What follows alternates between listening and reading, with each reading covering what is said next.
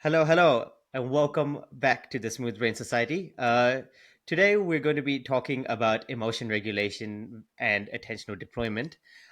This episode is part of a series which we are doing with Europe's Journal of Psychology. So, the journal very graciously asked us to, or is letting us talk to some of the people who published articles with them and talk about the latest research coming out. In the journal, which is being published in the journal. So today we'll be talking to Dr. Daniel Rojas Líbano, who is the director of the Diploma in Human Neuroscience and Neuropsychology researcher at the Center of Studies in Human Neuroscience and Psychology at the University Diego Portales, Santiago, Chile. I got all that right? That's Yes, perfect. perfect. So thank you so much, Daniel, for coming on.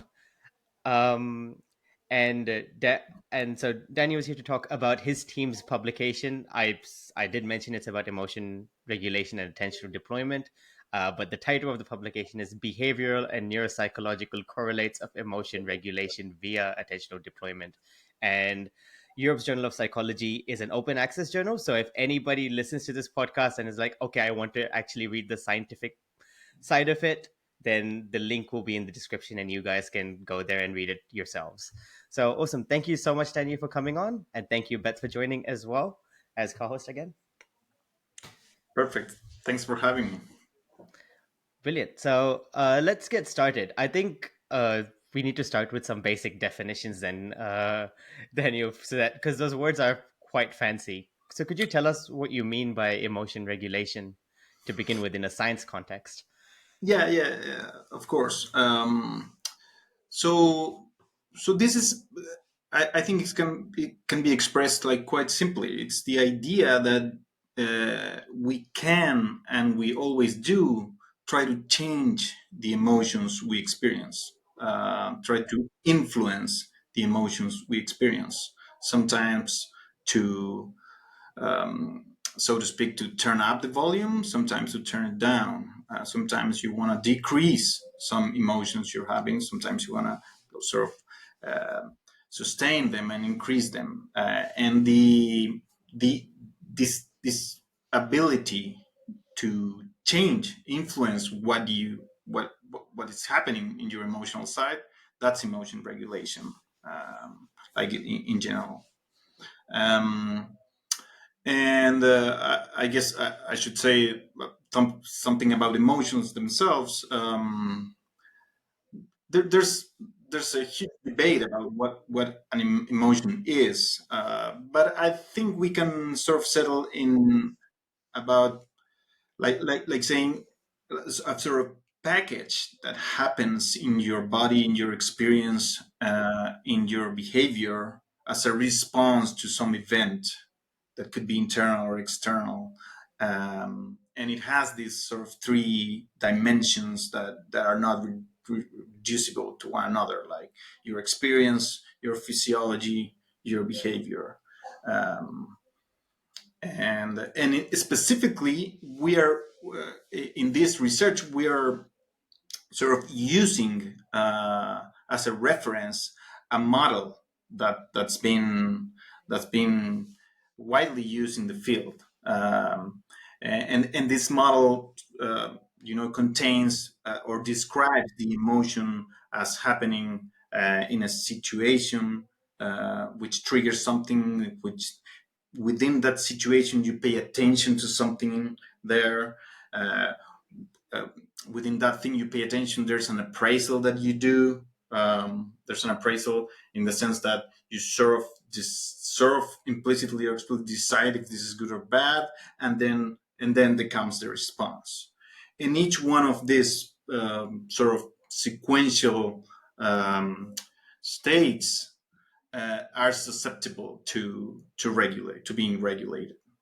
That's like the general. But if I can add something, which is something that's implicit, or not that implicit in the paper, but another important thing about the motivation of the research was the replication side. So since at least 2015, this science paper about replication, psychological sciences in crisis, etc. There's this sort of debate and discussion, heated sometimes, about how generalized, how the findings in experimental psychological science, uh, how can we generalize, to what extent we can generalize the results of um, previously published experiments and findings.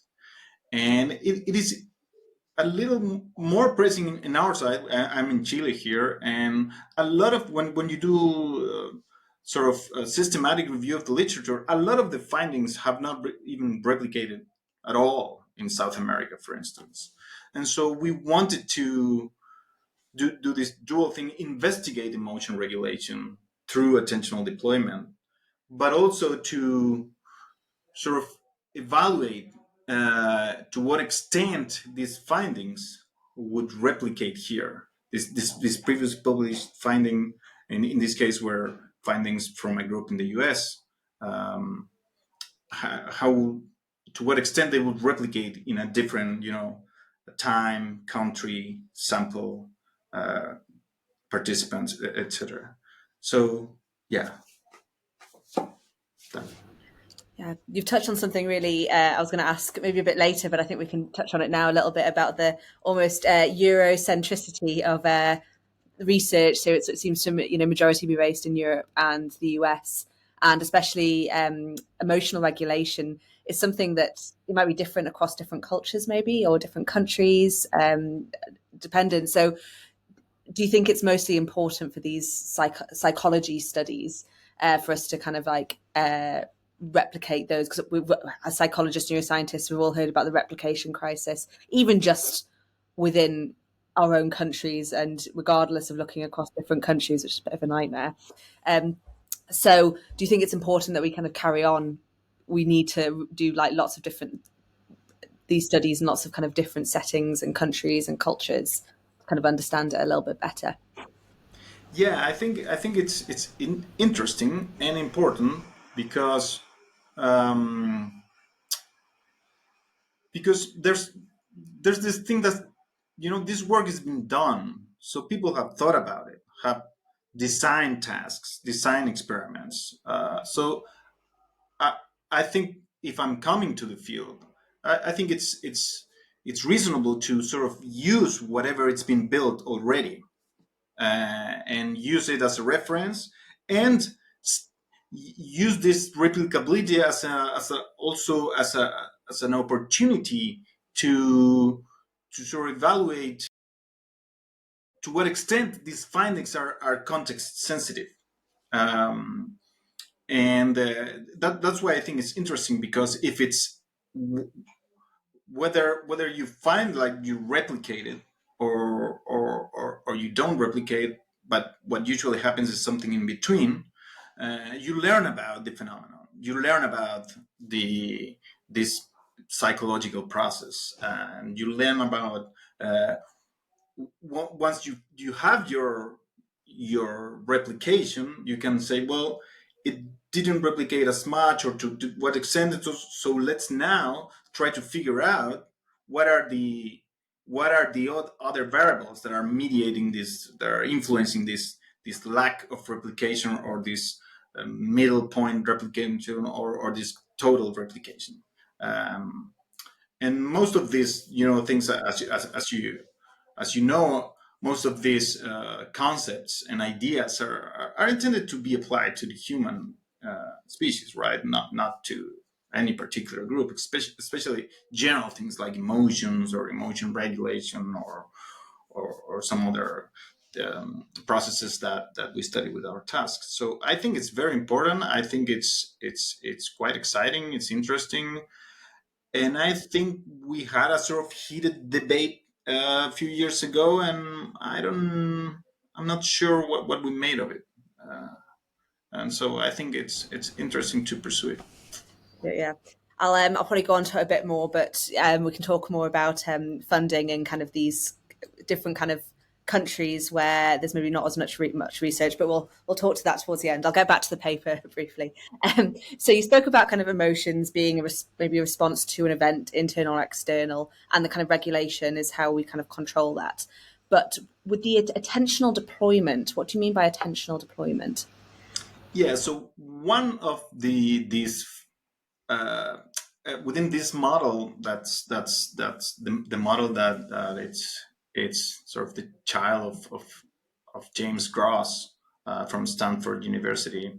There are 5 families of emotion regulation, and one of them is its attentional deployment, which is something also very, very simple and very sort of you can see it, like a lot of examples in daily life, which is basically, moving your attentional focus away from that sort of emotionally loaded or um, arousing part of the emotional stimuli.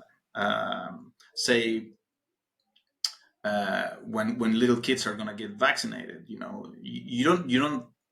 you try to shift their attention away from the needle.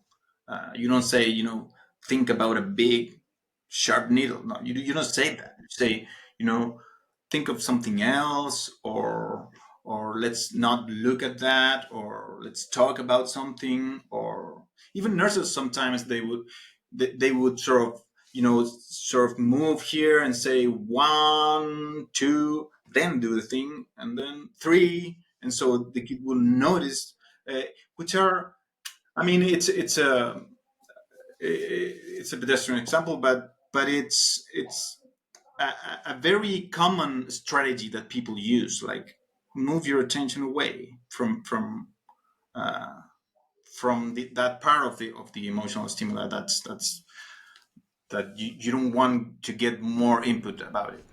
Yes, that's what I said. And my mum is was a travel clinic nurse, and I went to go get my vaccines with her once, and she's just talking to me, and I think she probably got trouble and just stabbed me really quickly, and I didn't. So it works actually not just on children; it works on adults as well. Oh So yeah. yeah, it's we can take these practices and put them back into into adulthood. So now we've kind of got a definition of emotional regulation and attentional deployment. Do you think there's anything else we need to terms for Sahir or any questions? No, I think the other part is like you get into the problem of, well, if this is the case, if this happens, how do you study it in the laboratory? uh, and it's going to be tricky, like no matter what. And in this case, we're talking about a task that was designed by a group in the US, which focuses on visual attention, and the stimuli where these pictures are emotionally loaded pictures, like very, very unpleasant pictures, and yeah, but it's specifically about visual attention, in the context of an experimental task in which you see these artificial uh, stimuli, which are pictures. But that's the specific task. Yeah, I wanna- Got you.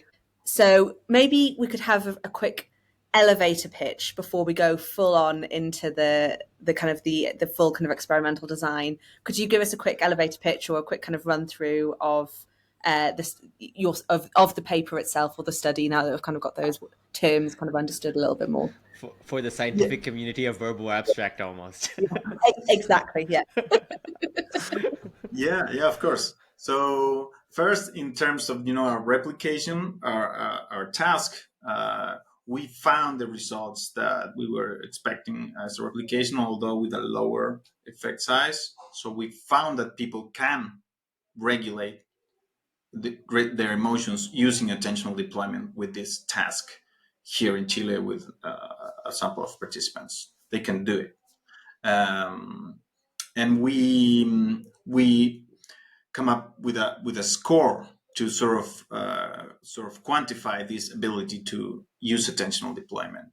And the final thing that we did was we tested for, or we assessed people in terms of attentional capacities in general, and see how they would correlate with this attentional deployment capacity. And they didn't correlate. So those were 3 points. Wait, I'll pick out the third point first. So you will, I guess we'll go into more detail as well. But so you're saying that your capacity for attention does not necessarily is not necessarily correlated or associated with your ability to use sort of attentional deployment to regulate your emotions. I mean, in our Is that sample, and with that specific attentional test, which is called the ANT, the attentional network test, is a very widely used attentional test, although not the only one. Yeah, with as assessed by that test, attentional capacities were not useful to predict attentional deployment abilities of people. Yeah, they were not related. We were expecting some relationship, but we couldn't find one. ah, that there's another thing. Now I'm talking about the first thing which you said, the first finding where you found like your study sort of replicates the things which you found in the US, but in a Chilean population, but to a lesser extent. And you said that you were expecting that to begin with. Can I ask you why you were expecting it to be lesser? Sort of these are sort of like background, in sense like perceptions you're going in with, or hypothesis you're going in with, and why were you thinking that they would be lesser to what the Americans found in their Oh, sample, okay, or sort okay. of things like that is what I was thinking. Like what sort of drove you to that idea to begin with, as opposed to thinking there would be more in sort of your population.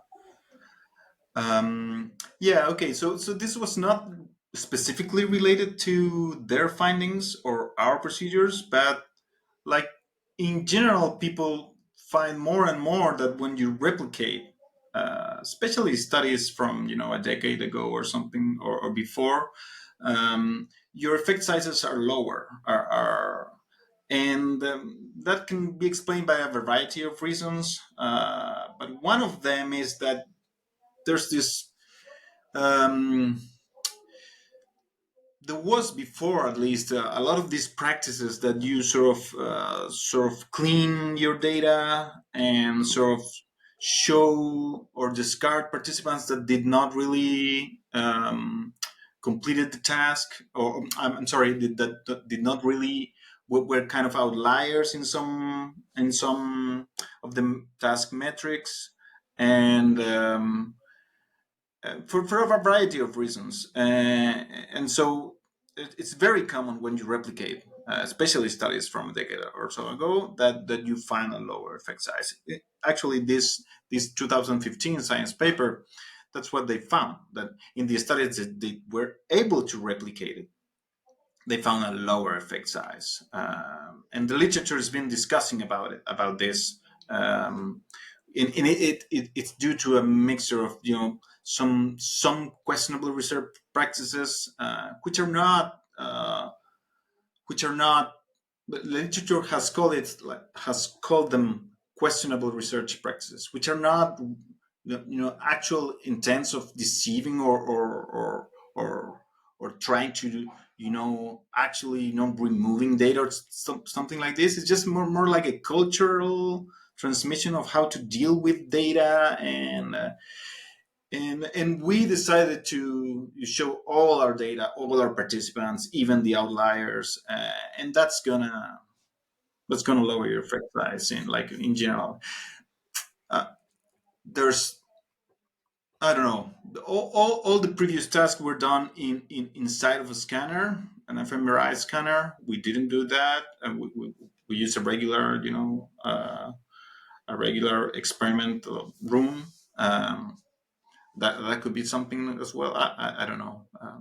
But I was expecting that for sort of a general reason, not specifically for this study. Yeah. It makes sense with the scanner, maybe, doesn't it? Because I guess you're so focused on the task when you're in a scanner, like all you can look at is the specific task that you're doing. But yours is almost like a more of a real life setting, isn't it? You're in a a room where you can look around. So actually, that's it. Kind of it seems like a really important part of the study that you took it out of the scanner, made it a little bit more real life. And yeah, and the effect sizes. For those who are maybe not scientists, by effect size, we mean how much an intervention works or how strong an association is independent of sample size. So it doesn't matter if you had 10 or 100 people, it tells you how much in general that intervention is working, in this case, the attentional deployment. Yeah, how big is your effect Yes. of the Yeah. intervention that you Yeah. did? How big? And in our case, it was, well, I don't know if I can start talking about the task, or let's see. Of course, let's start now. Let's Yeah, go. let's do it. Let's get into the task. Moving on nicely. Yeah. Okay. So this is again a simple task. So you get an image. An Im- we have two kinds of images, pictures. They are all pictures from the IAPS data set, which is a data set of emotional pictures that's been used like widely worldwide.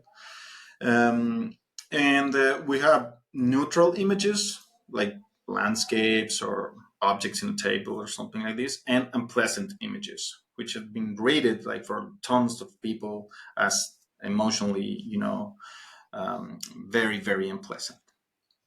And we have those images like in three versions, I would say. Just the image, regular image, that's it, like the original image. Then that would be focus free, without any, attentional focus.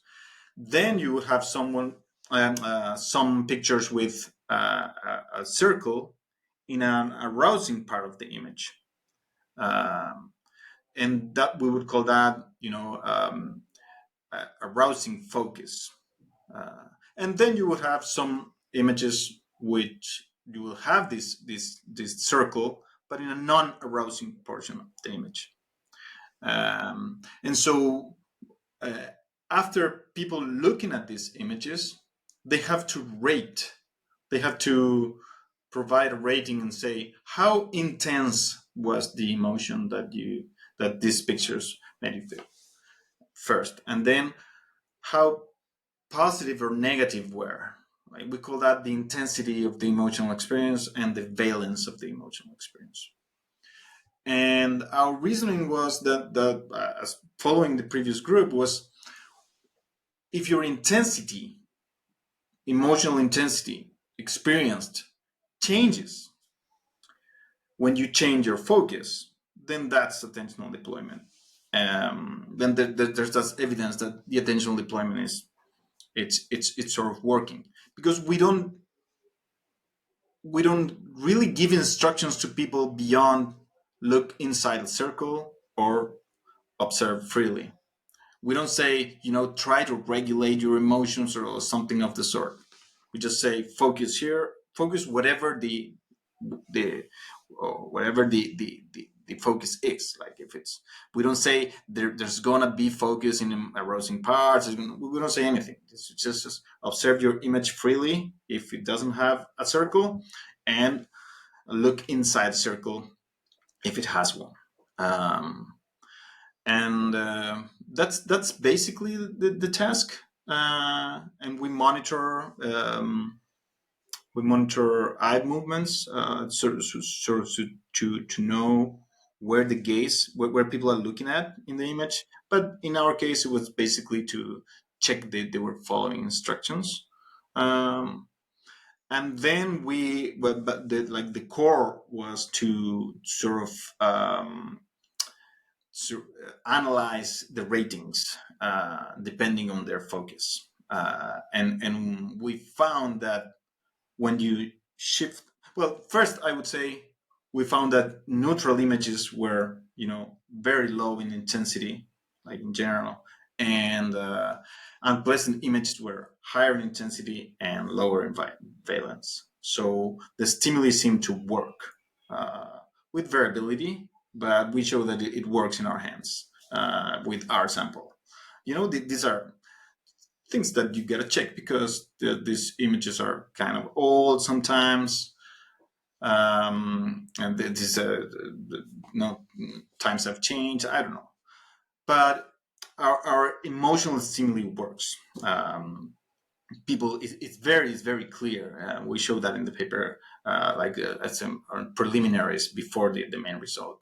It's very clear that people find unpleasant images way more intense emotionally and with a lower valence than neutral images. Um, and then we constructed this score, which is the difference in rating of your intensity uh, when you switch focus from an arousing part or non-arousing part of the image. So these are all unpleasant when we the ones we use to build the score, all unpleasant images. How much do you change your intensity? Do you decrease your intensity when you switch from an arousing focus to a non-arousing focus? And that's your scale, intensity based scale. And then we do the same for valence. How much do you increase your valence when you switch your focus away from? And with some variability, but it worked in general. Yeah, that's the basic result. Yeah, that makes sense. So just to make sure just so I understand, like a 20-second kind of clip of how I see it. Basically, they were shown an unpleasant or neutral image. What was the attentional deployment? What was it shown to kind of look at? Was that when they had was there a circle on the side, or what was it that were they looking at to try and shift their attention? Yeah, so some pictures would not have anything, Yeah, any circle, and those were like our sort of focus free condition.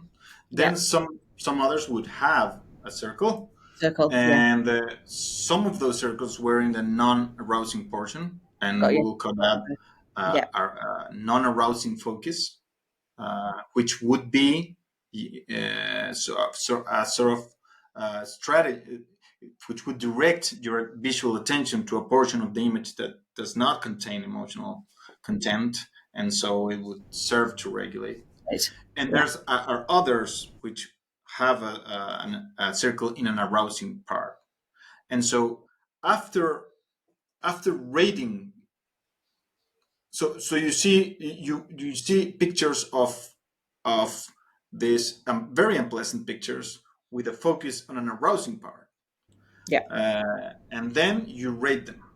It yeah. was how intense it was, how good, bad it was. Okay, and then you see again in some other trials uh, unpleasant images, but with the focus in a non-arousing portion of the image, and then you say, well, how intense it was. And so later, after task is done, because when people is performing the task, they're just looking at one spot on the image, and then ask to provide a rating, and then another image, another spot, and so on, and provide a rating. And then after we compare, like how it is the intensity, emotional intensity reported in the non-arousing focus versus the arousing focus conditions. No, that I makes sense. this might be slightly naive of me, but how long were the pictures up? Because I feel if a picture is up for a long time, be it arousing or non-arousing, I might move around, look at the screen, look, or if you'd ask me to look at the circle first, I'll look at the circle, but then I would start looking elsewhere.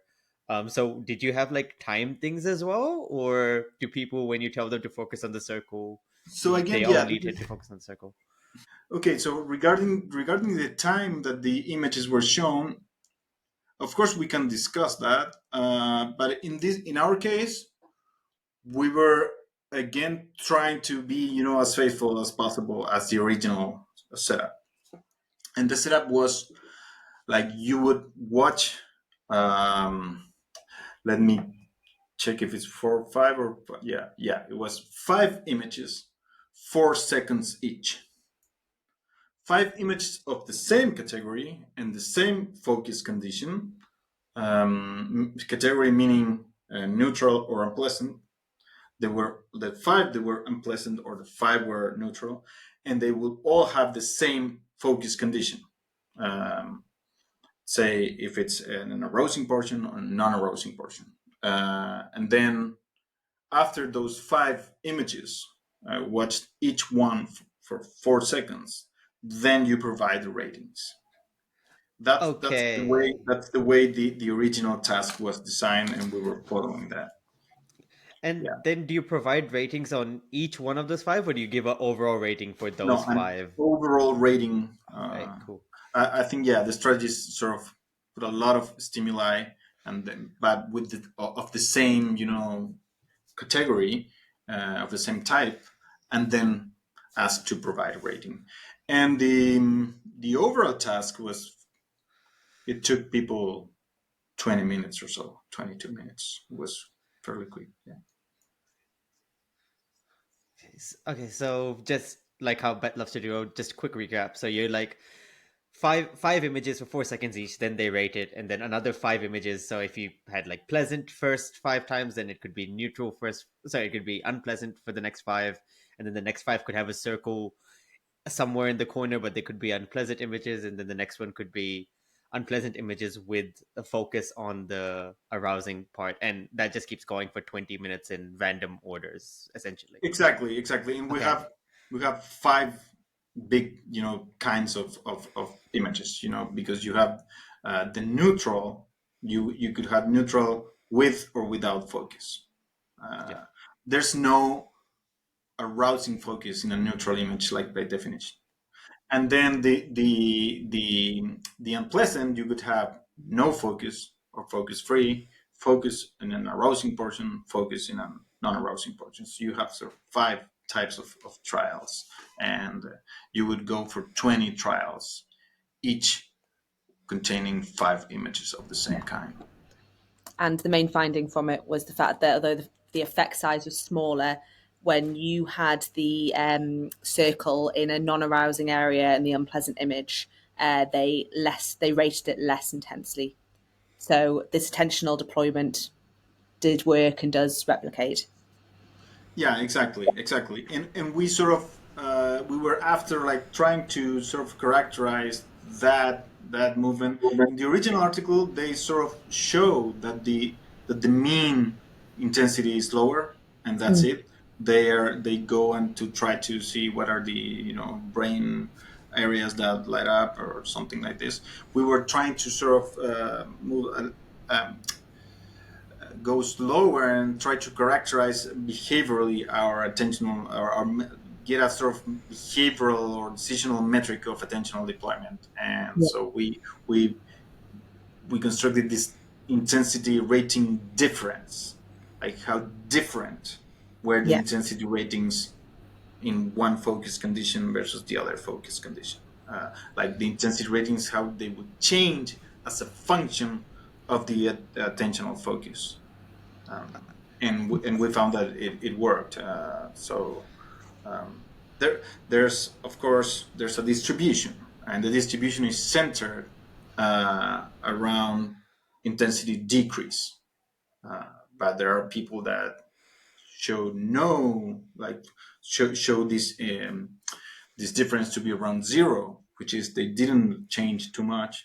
And there are other people, like very few, but we have those people that the intensity goes up, which is something that you don't expect. But the distribution is centered around decrease of intensity when you switch to a non-arousing portion of the image. Yeah. Um, I mean, this question I guess is just for a little bit of fun, but so you have. I want to talk about the two arousing images, the one where you're focusing on the arousing part, and then just generally having the arousing image without the focus. Is there a difference between the two? Kind of like if I walk past and I see something unpleasant versus if somebody points out saying, "Look, this is unpleasant." Would the emotional reaction change that way if someone's forcing your I attention think towards something? I think even when the attentional focus is in a non-arousing portion of the image, people are quite, when you look at those images, you're quite sure that this is really unpleasant. I mean, Okay. it's not that by focusing there you wouldn't notice the other thing. You wouldn't notice the unpleasant part. You, Hmm. and people, in general, they follow the instruction. Like the ratings are around. I mean, the dwell time of the gaze, it's around 70% or something, and within the circle. So but they do, these quick saccades, these quick eye movements, and they know what's going on in the image.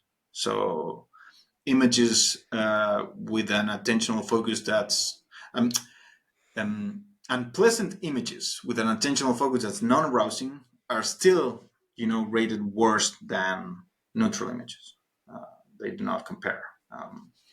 But yeah, I don't know if I'm answering what you were asking, but I to an extent you did because it makes sense. I was just asking the other way, in the sense, was there any difference between, because you said there were three sets. One was a unpleasant image without a circle, so just the yeah. unpleasant image, and then unpleasant image with the circle on the arousing part. Was there a difference between those two categories? Oh, okay, okay. No, no, Yeah. I'm sorry. Yeah, yeah, yeah. So in terms of ratings, they were equivalent. Yeah, they Okay. were the same.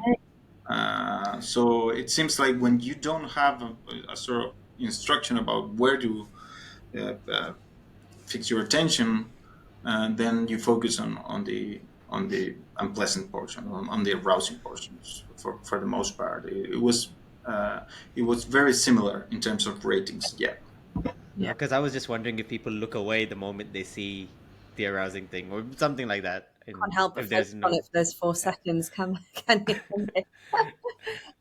I've actually got a few questions here, so I don't want to dominate too much, but it's kind of more, I guess, because these are the main findings into the discussion. One that I had was, first of all, what was the age range that you did this on, and was there any kind of, I don't know if you looked into this, correlations with age and the images, because it might be those who are older and maybe they've seen more, uh, find the images less intense, and if the younger, maybe more intense, or maybe vice versa, because more younger people are going on the internet, or was it just the age ranges matched and it wasn't something to really look at? Maybe something for a future study. yeah. That's a great question. We used as a regular, sample of undergrad students, Yeah, precisely because this was our first, attempt at replicating the task, which had been done before. And our idea, like in the long term, now we are repeating the task again with a large sample, but we're measuring some physiology that we didn't. And so our idea is to sort of do what you were suggesting, like study the same task in different populations.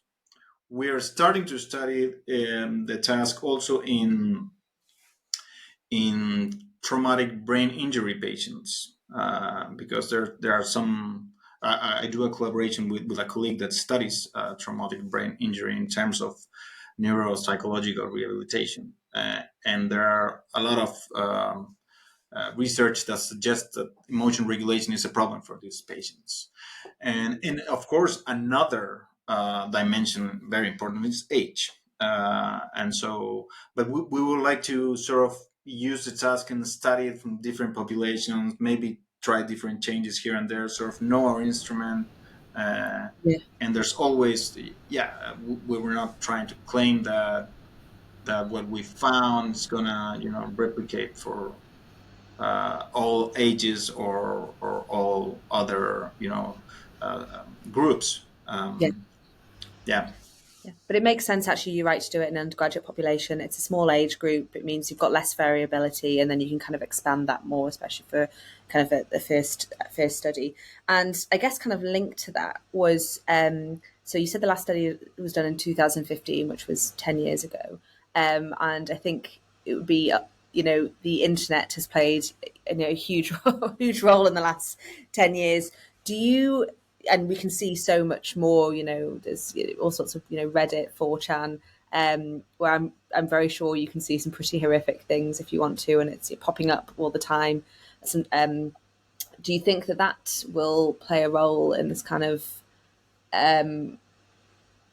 when you do these studies? You said there were some kind of differences. If people are more exposed to some of these kind of very unpleasant images, I know it's just a proxy, but do you think that will play a role in it at all? Yes, yes, it could, it could, and yeah, we will have to sort of design a study to sort of try to address what's the role of this new exposition to a lot of different, like everybody's being exposed like all Yeah, day long to, yeah, these long chains of random stimuli, visual stimuli. yeah, Um, Although I would say that what we used in these images, which are from the IAFs, it's yeah, it's material that's quite. I'm sure you can find it in the internet, but it's yeah, not. It's not like your regular Instagram post or something like this. yeah, It's pictures of surgeries or open hand surgeries, or a person um, assassinated in the street, or a mob that just killed a man, and it's carrying its remains. It's very disturbing, which and I think it's sort of it sets a little apart from the regular. yeah. Stuff that you, Although the fact that you're looking at pictures, it could also affect in the sense that, well, this is, yeah, that's a little grosser, but it's more pictures, yeah, and that could have an effect as well. Yeah, yeah, that's true. Um, yeah. So that makes sense. So I guess the kind of the natural kind of thing I've kind of like spoken about the results, what you found. What kind of what are the like the real world applications within within doing this study? yeah, that's a difficult question for me. No, I think I can see it with maybe those who've experienced PTSD or are going through, or this is I know visual, but is there a way that I don't know if people are hallucinating, let's say for example, trying to have like a visual cue that kind of gets them to kind of look away from it, so maybe it's not as disturbing.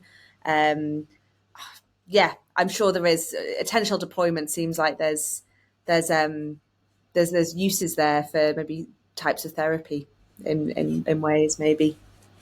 Yes, so we I said at the beginning that there were these five families of emotion regulation, and we decided to study attentional deployment because two of those families are like uh, have been studied like quite a bit.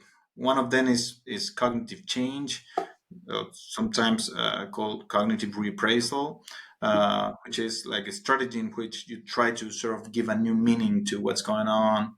Like if it's a very very difficult picture, you would say, well, it's just a picture. Remember that it's not happening right now. Stuff like this, like reappraising. Um, and there were less investigation, less research about attentional deployment comparatively. Um, it seems like a very basic strategy, and we are looking at right now at some of the physiological changes that accompany this, and uh, it seems like when people regulate more, or the people that regulate more, they enter into a sort of different regime of cardiorespiratory um, coupling. And so this strategy, we don't know yet if the cardiorespiratory coupling what's driving what. In our case, it's very clear that we are giving the instructions like look away from this, but it's very very simple, but it might have some consequences, important consequences for regulating your emotion, at least um, when sometimes there's no time to do something else, or you need something like a very quick tool, um, and it might be useful. I know it looks sort of like that's too simple. That's not going to get you, but it might help in some, like in some early stages of dealing with this problem of regulation. And so, as a strategy, our aim was to sort of throw more light on a family of strategies, attentional deployment that's comparatively being neglected from the others. So maybe some clinician can use these findings to um, put those findings in context, or work with patients. Yeah. I'm actually a bit surprised that attentional deployment as a strategy is not studied more. Because, like you said at the very start, it's a thing which a lot of people use quite a bit in terms of, like you said, with the nurses, or when you if you're giving a child an injection or something, you say look away, and then you rip a band-aid off, or that sort of little thing. I know it's not the person self-regulating, but that idea of distracting, of taking their attention away to for in order to reduce like the emotional salience of a task. I would have thought that it would have been researched more. Yeah, sounds like a marketer's dream. Surprised it's not some big companies. That's where you need some sponsorships and big companies to look at attentional deploys. So it sounds like it's I, that's next grant idea. I think most companies want to get the attention, right? They don't want to divert the attention, Which which is, would I say think, one of the. maybe we need to flip it and do it instead of on unpleasant, like super pleasant images instead, and Yeah. that's where the money is apparently. Yeah. Exactly. Exactly. um, okay, I might ask my favourite questions here. Is it Go time? on, do it. So, Daniel, there is you've been given a grant. It's, let's say, 20 million. I don't sorry pounds. I don't know what the equivalent would be in Chilean. What's the currency in Chile?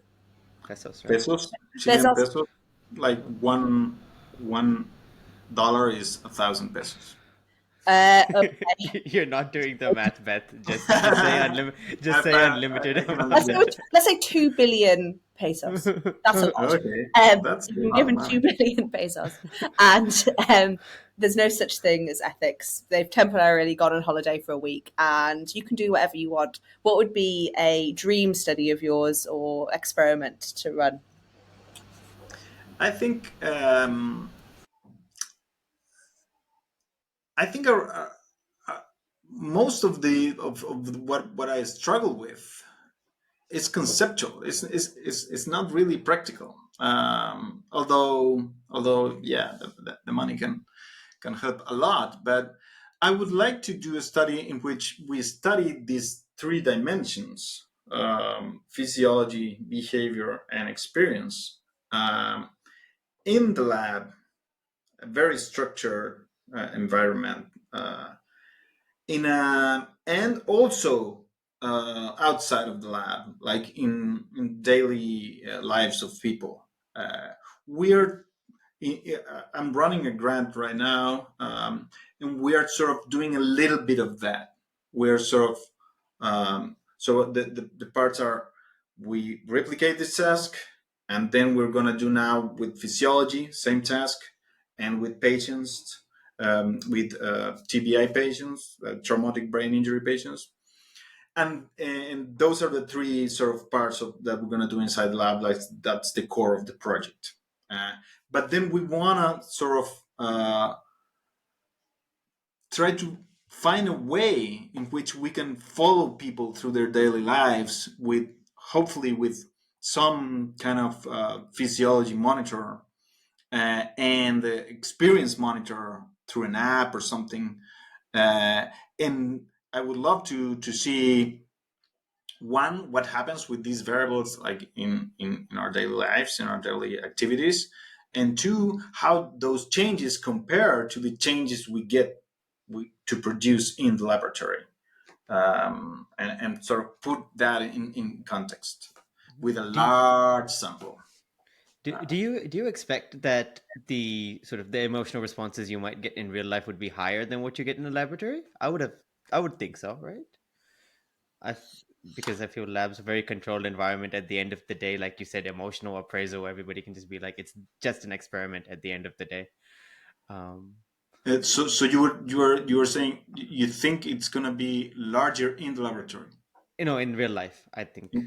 Yeah, so there are arguments for both, because in real life you can have these large events, but you don't have this consistent repetition of really huge, Mm, emotional stimuli that it's they're sort of designed to arouse you, or designed to elicit the emotional process.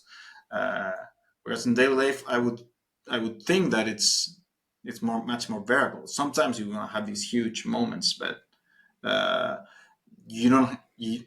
We don't know how to deal with that, because it's not. We don't have this repetition structure, the trial structure. We don't know what to do when you outside the lab. mm. Um, So but yeah, it's tough. That's a very interesting way of putting it. I think from what I'm hearing is you'd want new technology with this 2 billion pesos. You want to build a new technology that combines the physiology, so like heart rate and breathing, with experience, and then you want the ethics where you can just flash and pleasant images. Let's say in Times Square in New York. So, and then you can get everything you need out of that. That is your if you could do anything in the world study. no, that's a great idea. That's a great idea.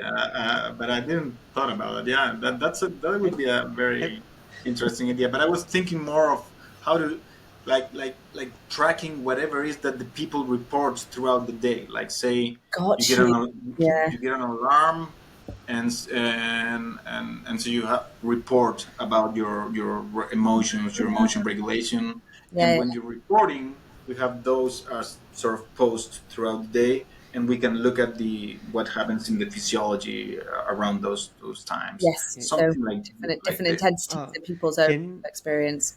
Yeah. Can Much more. can you sort of use like the Apple eye vision or whatever it is, or Google glasses, whatever, because then you can do eye tracking on them, can't you? Or you could develop something to do eye tracking, and then they always have those glasses on, and then you're tracking these things in the Yeah, well, real world, and then you could just pop a notification up to be like, now answer this. yeah. There is technology now to sort of monitor whatever it's where people are looking at, like in real life. Yeah, there are like these very small glasses that you can use. So definitely we have technology, and people is looking at their phones anyway all the time. So it shouldn't be difficult to. But what would be like a good, what would you ask, and how often? There's a field about that's been doing this. It's called ecological momentary assessment, and there's studies about this. I haven't really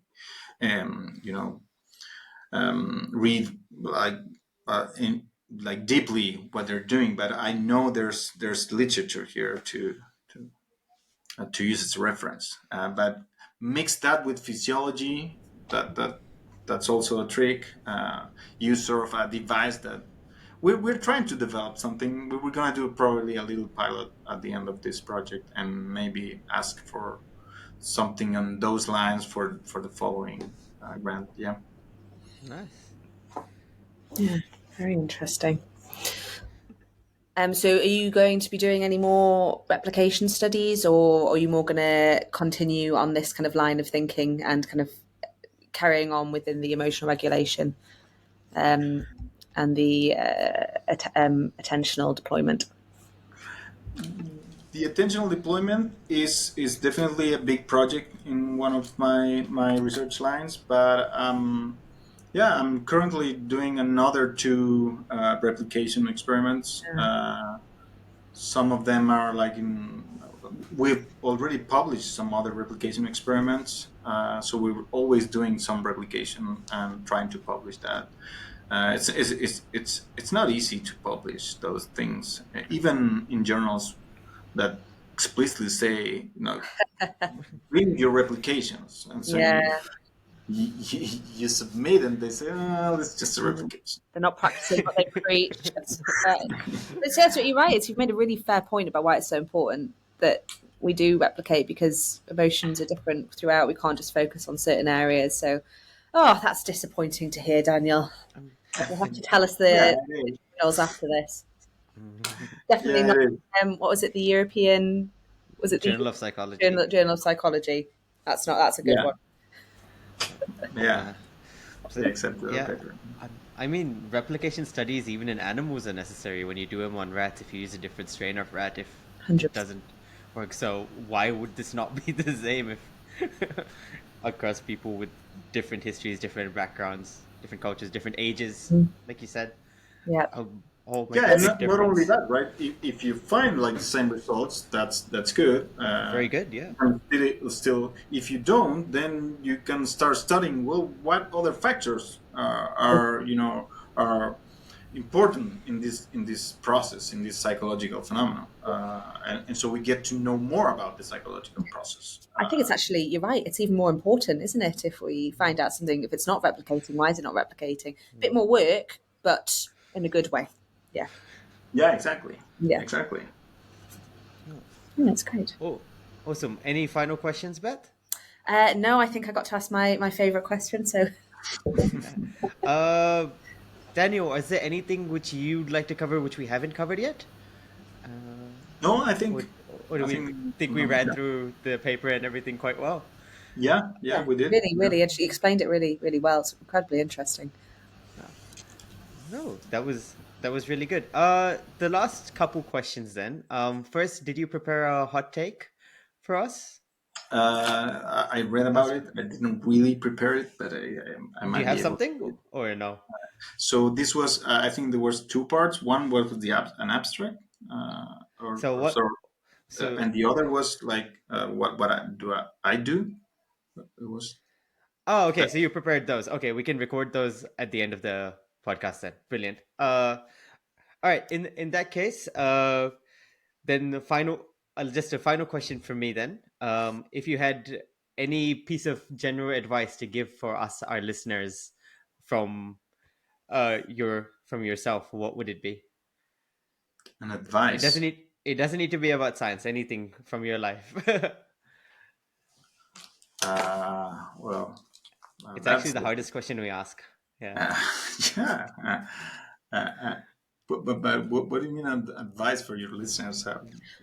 For example, I think when I did one, I said, just in terms, because I was speaking about Parkinson's disease, I said like, really important, keep, eating well, exercising, I think I said. And I think the other one I said was say yes to every opportunity that you get. Oh, Something like, based in either the research or something I've done as a researcher, which I found has been useful.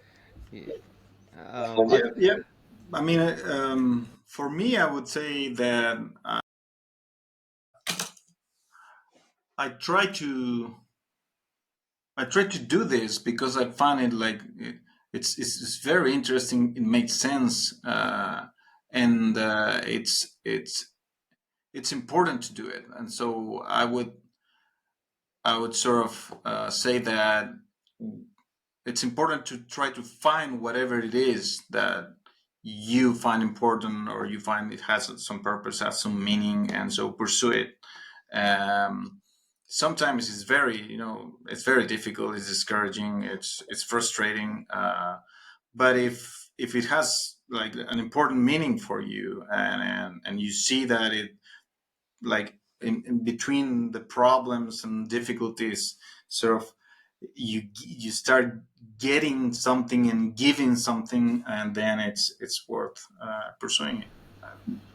Something like that. I'm not very good. That was That's really good. on. That was That exactly basically just pursue what you love. That was perfect. That was exactly Okay, that awesome. was exactly short. the type of thing. Spot on. More Spot clear Awesome. on. Thank you. Awesome. Yeah.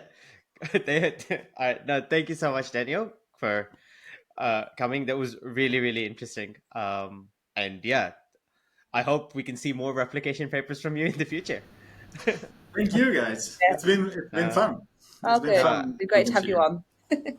Awesome. And yeah, thank you everybody for listening. As I said, Daniel's paper will be in the description. So if you are interested, you can go read about the research he's doing. And yeah, thank you, Europe's Journal of Psychology, for sending Daniel our way. So yeah, until next time, take care, everybody. Okay, Okay, bye. bye. Thank you.